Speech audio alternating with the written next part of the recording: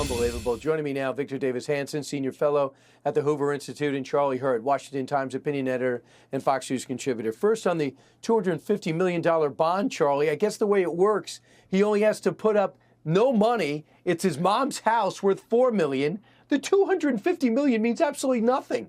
Well, yeah, and it's supposedly, the way these bond things are supposed to work is you're supposed to put up 10% collateral, which would be $25 million. And apparently that's not the deal, what's happening here. But here's the other thing that sort of just boggles my mind is the idea that the theory of the case that prosecutors are making is that he fleeced all of his investors in order to buy property for himself and his family, including the house that his parents live in. And so you're able to put up your ill-gotten gains in order to spring you out of jail on bail. It makes no sense. Victor Davis Hanson, this is your area. This is where he lives. This is where you work. How's this playing in Silicon Valley?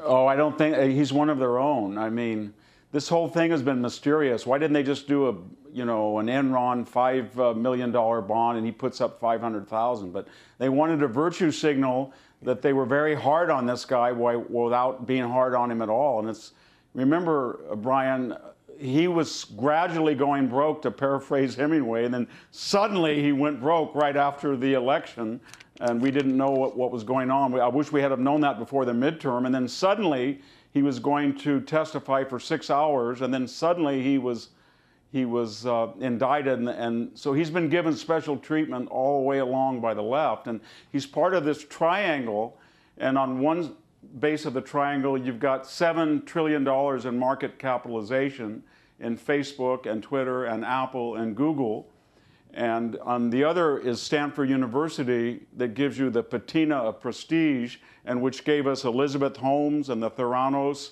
It gave us Carolyn Ellison, his Alameda CEO, who's turning state's evidence. It gave us the Bankman professors, who were very active in his FTX scam. And then the third leg, of course, is the Bay Area left-wing political machine of Gavin Newsom, Nancy Pelosi, Kamala Harris, except Dianne Feinstein. So you put all three together, and they exercise a lot of power, and they're exempt from the rules that apply to everybody else due to prestige, money, and political power and influence. Hey, Charlie, before you comment, I know you have a lot to say here. I want people to remember, who aren't following this close, who aren't invested in crypto and kind of scared off by it, like, let's say, me. Here is this guy, these prominent Democrats talking about how valuable he's been to their campaigns and their party. Members of the media talking about how much they love this guy. Watch.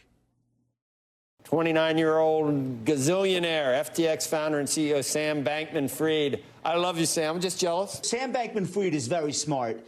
The book value here is $7 billion. They have cash on the books of like $6 billion. Some on Twitter calling him the hero right now of the industry. There's comparisons to Warren Buffett back in the financial crisis. And it's pretty amazing. I think he gave most of the money went to Democrats, a handful went to Republicans, and they say he gave to both sides.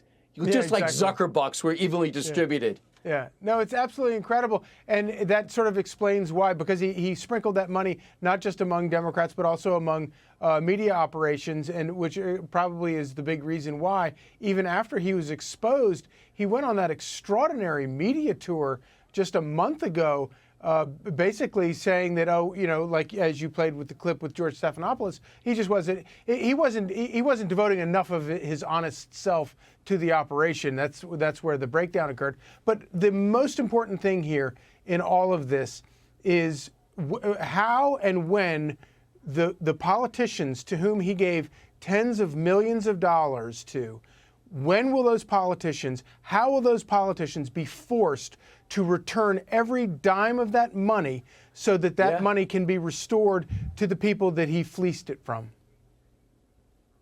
Victor, real quick, it looks like he's in a lot of trouble. Caroline Ellison cooperated and pleaded guilty to 4 charges.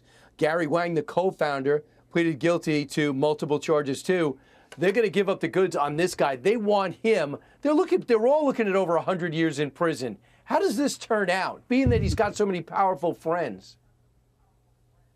I'll have to see it to believe it, because he went on his little PR tour. He's got the ramshackle look like all billionaires in Silicon Valley do. He's connected to Stanford University. His parents are law professors. He's been given soft gloves treatment. And I think he's just going to plead, oh, shucks, I really didn't know it was going. I was so busy trying to help everybody. I didn't know that I'd hurt. I'm so sorry. And I think that might be effective with a jury, especially with good legal representation. So he belongs behind bars if he's guilty, and I think he is, but I don't want to prejudge him. But so far, he's been given asymmetrical treatment compared to what most people suffer in this country when they commit a crime or they're alleged to commit a crime of that magnitude.